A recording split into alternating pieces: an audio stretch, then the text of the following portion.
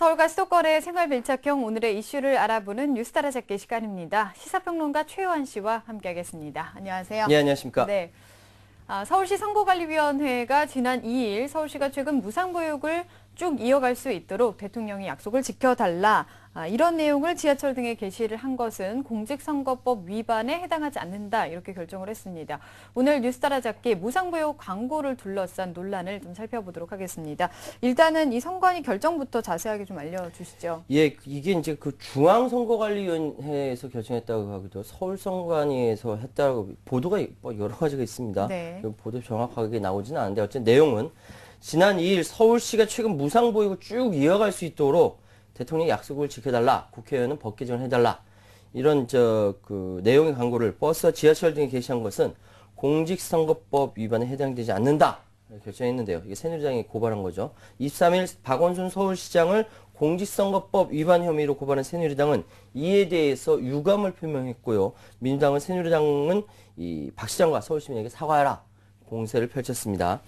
선관위는 브리핑 자료를 통해 서울시의 이번 광고는 영유아 무상보육에 대한 정부의 재정 지원과 국회의 관련 법률 개정을 촉구하는 의견을 표명한 것이지 구체성 있는 활동 사항에 대한 등에 대한 그 홍보물에 해당되지는 않기 때문에 공직선거법 86조에 위반되지 않는다 이렇게 결정을 했고요. 또 해당 게시물들이 차기 선거의 후보자가 되려고 하는 사람으로서 볼 수 있는 박 시장을 지지하거나 선전한 내용이 포함되지 않아서 사전선거 운동을 금지하는 공직선거법 제254조에도 해당되지 않는다. 이렇게 결정을 했습니다. 네. 이번 결정이 조금 미뤄졌으면 오해가 있을 수도 있었는데 일찍 결정이 난 것은 좀 다행이라는 생각이 들고요. 선관위는 또 근데 주의를 요한다고도 했습니다. 예, 그 서울시 무상보육 광고가 영유아 무상보육에 대한 정부의 재정 지원, 국회의 관련법 개정, 이거를 이제 표명한 거죠. 구체성 있는 이제 사업 계획이라든지 뭐 추진 실적, 활동상에 대한 이제 나 잘했다, 뭐 이런 이제 홍보물이 아니다. 그래서 선거법 위반 아니다. 이렇게 결정을 했는데 사실 선관위가 굉장히 이렇게 고심해서 내린 걸로 보입니다. 왜냐하면은 사실상 전에는 이런 전례가 없었거든요. 그러니까 선거법 86조 5항은 지방자치단체장이 법규에 의해서 허용되는 경우를 제외하고는 지자체의 사업계획이나 추진실적 그리고 그의 지자체의 활동사항을 알리기 위한 홍보물 이거를 이제 분기별로 1종 1회 이거를 발행, 배부, 방송할 수 없다 이렇게 되어 있기 때문에 그런데 새누리당이 이제 반발해서 고소한 것인데요. 네. 다만 선관위는 이번 서울시장에게 해당 광고를 서울 시민을 대상으로 계속적으로 반복적으로 할 때는 선거법 위반이 될 수도 있다. 그러니까 그러면서 이제 공명선거 협조 요청문을 발송을 했습니다. 영유아 무상보육과 관련해 정부의 재정 지원과 국회법 개정을 촉구한 내용을 이 정부와 국회가 아닌 서울 시민들에게 계속적 반복적으로 노출한다고 하면은 이것은 내년 6월에 있을 지방선거에 영향을 미칠 수 있다. 그렇기 때문에 행위와 양태에 따라서 지자체 공무원의 선거 중립 의무를 규정하고 선거 관여 행위를 금지한 선거법에도 저촉이 가능하다라고 주의를 요한 거죠. 네, 그러니까 일단은 선거법 위반은 아니지만 계속하면은 안 된다, 위험할 수 있다 이렇게 지금 결정이 난 것 같고요. 그래서 그런지 일단 서울시는 지하철 광고는 계속하되 버스 광고는 중단했다 이런 보도도 지금 나오고 있는데 상황이 어떤가요? 예, 그러니까 선관위의 주의가 영향이 컸을 거라는 생각이 들고요. 네네. 일단 서울시 버스에서 진행되던 무상보육 정부 지원 촉구 음성 광고 이거는 이제 일단 중지하기로 했습니다. 네. 뭐 내용은 비슷합니다. 무상보육 예산 중 정부 지원 비율을 높이는 내용 들어가 있고 지난 그 달 13일부터 무상보육을 쭉 이어갈 수 있도록 국회의원님 영유아법 개정안 통과를 시켜주십시오. 뭐 하늘의 두 쪽 나도 무상보육 다 들으셨을 거예요. 무상보육 계속돼야 합니다. 네네. 뭐 이런 것을 서울 그 버스 노선 350개 이렇게 노출하고 있었거든요. 그러니까 서울시 관계자는 이 중단된 거에 대해서 지하철 포스터는 이렇게 과 달리 이제 버스 광고는 듣기 싫어도 들어야 되는 그런 것들이 있기 때문에 강제적인 면이 있기 때문에 그리고 또 그동안 충분히 홍보가 됐다 이런 판단에서 중지했다 이렇게 밝혔습니다. 네, 그러니까 버스는 그냥 나오는 거라서 들을 수밖에 그렇죠. 없는 거라서요. 예. 그러면 지하철 광고는 계속 진행이 되는 건가요? 예, 뭐 둘 다 지난달 13일부터 시작됐습니다만 그 지하철 포스터 광고는 당분간 계속될 것 같네요. 네. 그러니까 서울시는 현재 지하철 1호선부터 4호선 전동차 출입문 등에 정부의 무상보육 촉구하는 내용을 담은 포스터 1,800여 장을 부착한 상태인데요. 서울시는 애초 한 달간 버스와 지하철, 음성 안내, 포스터 등을 통해서 무상보육을 이제 홍보할 예정이었지만 버스는 방금 말씀드린 대로 듣지 않을 권리를 존중한다 이런 차원에서 중지했고요. 지하철 광고는 근데 당분간 계속될 것 같습니다. 그러니까 이에 대해서 일각에서는 정기 국회 개원 등 외부 여건이 바뀌면 서울시가 광고에 대한 이 논란에서 좀 출구 전략을 찾는 거 아니냐 뭐 이렇게 분석을 하고 있습니다. 네네. 그렇다면 이와 관련된 각 정치권의 반응을 좀 살펴보도록 하겠습니다. 일단 그 박원순 시장을 고발한 새누리당 현재 상황에 대해서 어떻게 평가를 하고 있을까요? 일단 새누리당이 서울시가 시내버스 광고, 시내버스 음성 광고와 지하철 포스터, 시외 5개 광고판도 있습니다. 이게 정부의 무상보육 예산 지원을 촉구하는 광고하는 것에 사실 굉장히 놀랐다. 예상치 못했던 것이었기 때문에 네네. 이런 후문이 있습니다. 대놓고 선거법 위반하고 있다 이렇게 비난을 했는데요. 그래서 23일, 지난달 23일 서울시 정치권에 따르면 새누리당 관련 광고가 공직선거법상 박원순 시장의 내년 재선을 위한 사전선거운동이다 이렇게 규정했고요.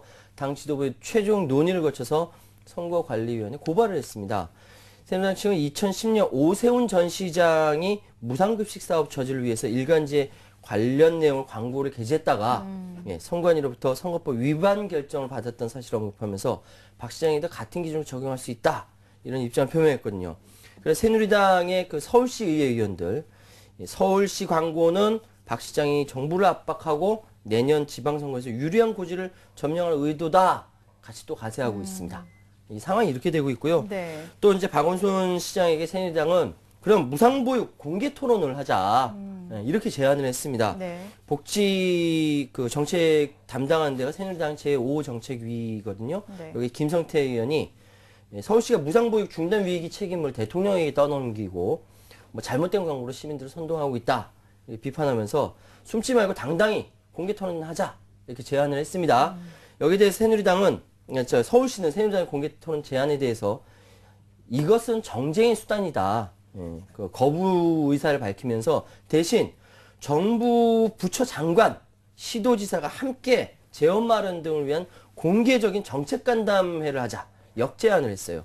그러니까 사실상 그 새누리당이 박원순 시장을 고발하고 원내대표 면담도 거절하면서 예전에 전병헌 대표는 만났었거든요. 네. 민주당이 전병헌 대표 만났는데 새누리당은 거부를 했어요. 하면서 공개토론 제의하는 것은 사실 해법 도모보다는 정쟁 수단이 크다. 그래서 거절을 한 것이고요. 네. 그래서 이제 차라리 대신 장관이나 각 당의 대표 뭐 이렇게 시도지사 모여서 공개적인 토론을 하자. 예, 뭐 이런 이야기를 했습니다. 물론 이루어지지는 않았습니다. 예, 위법이 아니라고 선거에 밝힌 것에 대해서 홍문종 새누리당 사무총장이 모두 내년 서울시장 연고된 박원순 시장의 사전선거운동인데 왜 이걸 인정하지 않느냐 이해할 수 없다 이렇게 불만을 터뜨렸네요. 네. 반면에 뭐 민주당은 아무래도 반기는 모습일 텐데 예. 반응이 어떨까요? 선관위 결정에 따라 민주당이 일제히 새누리당에 대해서 포문을 열었는데요. 사실상 입장이 다른 거죠. 그러니까 서울시나 민주당은 이 무상보육에 관련돼서는 정부가 책임져야 된다라는 거고 네네. 그 새누리당은 정반대의 입장을 갖고 있는 것인데 무상보육 대란이 코앞에 닥쳤는데도 정부가 뒷짐지고 있다. 그러니까 중앙정부가 예비비 1,350억 원을 즉각 서울시 주면 되는데 이미 예비비는 있습니다. 재정위기 상태에서 있는 지자체를 윽박지르고 있다라며 비판하고 있죠. 지금이라도 확보되어 있는 예비비 5,600억 원의 추가 예산을 즉시 지급해서 눈앞에 닥친 보육 대란을 해결해야 한다. 현재 법사위에 계류되어 있는 영유아 보육법 개정을 조속히 처리해달라. 새누리당 다수당이니까 이게 새누리당을 향해서 비판의 칼끝을 겨누고 있습니다. 네. 어쨌든 지금 상황적으로 뭐 서울시는 선관위 결정으로 멈칫했던 그 상황을 벗어나기는 했는데 여전히 뭐 이 무상보육 문제가 산 넘어 산입니다. 앞으로 어떻게 좀 전개가 될까요? 이게 내용도 많고요. 굉장히 좀 복잡합니다. 네네. 그래서 참 말씀드리기 참 어려운데요. 일단 광고 문제는 이 넘어갔긴 했지만 정말로 앞으로 풀어야 할 문제는 산 넘어 산입니다. 이미 무상보유 예산 지난달 말에 바닥이 났지만 이 정부가 추경 없이 추가 경정 예산 편성 없이는 지원 없다. 기존 입장 계속 고수하고 있는 상황이고요. 올해부터 시작한 그 박근혜식 무상보육 간단히 말씀드려서 만 0세부터 5세까지 아이를 둔 모든 가정에 보육비나 10만 원에서 20만 원의 양육수당 가운데 하나를 지원하는 형태거든요. 근데 이 같은 무상보육 시행 확대로 말미암아 올해 0세부터 5세까지 양육 보육 지원 예산은 애초 복지부가 작년 말 국회에 제출한 2조 8천억 원보다 7천억 원가량 더 많은 3조 5천억 원으로 이제 그 책정이 됐고요. 네네. 하지만 문제는 이제 보조금 관리법의 매칭 분담 이쪽에서 정부에서 일하면은 지자체도 일을 해야 되는 이런 매칭이 되도록 돼 있거든요. 네네. 이에 따라서 중앙정부가 그만큼 그 예산을 늘리면 각 지방자치단체도 그 예산을 늘려야 된다는 거죠. 근데 지방자치단체가 지금 현재 돈이 없습니다. 이런 상황이죠. 현행법에 따른 무상보육에 필요한 각종 재원 가운데 정부가 국고를 통해서 각 지자체에 보조하는 20에서 50%를 빼고 나머지는 모두 지자체가 마련해야 합니다. 네. 국고 보조는 서울시는 20%, 나머지 지역은 50%인데요. 올해 전국 지자체가 무상보육을 확보해야 하는 재원 규모는 3조 4,599억 원입니다. 그런데 이제 문제는 서울시인데 정부는 목적 예비비나 특별교부세 지원을 조건으로 지자체에 관련 예산 추경 편성을 요구하고 있어요. 네네. 그러니까 정부가 예비비 특별교부세 준다고 하더라도 그런데 문제는 1,300억 원에서 1,400억 정도가 구멍이 납니다. 돈이 부족하다는 소리고요. 서울시는 현재 그래서 중앙정부에 추경 조건 없이 일단 이 구멍 나는 1,300억 원 먼저 무상보육 지원해 달라. 근데 정부는 서울시가 추경 예산을 하지 않으면은 그거 못 주겠다. 원칙적 불가다. 이렇게 얘기하고 있는 것입니다. 이 두 분이 부딪히고 있는데 아무리 생각해도 이 문제는 서로 협상하고 이야기하는 수밖에 없습니다. 이게 대화해야 합니다. 네. 예.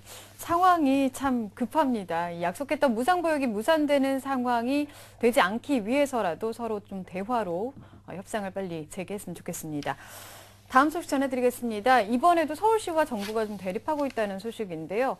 국토부가 전국 호환 교통카드를 서울시만 빼고 예. 강행을 한다고요? 예, 그렇습니다. 그 국토교통부가 서울에서는 사용할 수 없는 서울 시민이 2천만인데 네. 서울 빼고 나머지는 다 예, 되는 거군요. 그렇죠. 네. 전국 호환되는 교통카드를 11월쯤 발행하기로 했습니다. 예, 이건 서울시와 협의해서 실패했기 때문인데요. 국토부와 서울시가 정말 팽팽하게 맞선 이 배경에는 한 해 1,700억 원에 이르는 이 서울 교통카드 이권 싸움이 있기 때문입니다. 국토부는 서울시를 제외한 16개 시도와 협의를 완료하고 8개 시도 관계자와 철도, 도로공사 사장 등 참석한 가운데 어제 교통카드 전국 호환 협약식과 시연회를 열었습니다.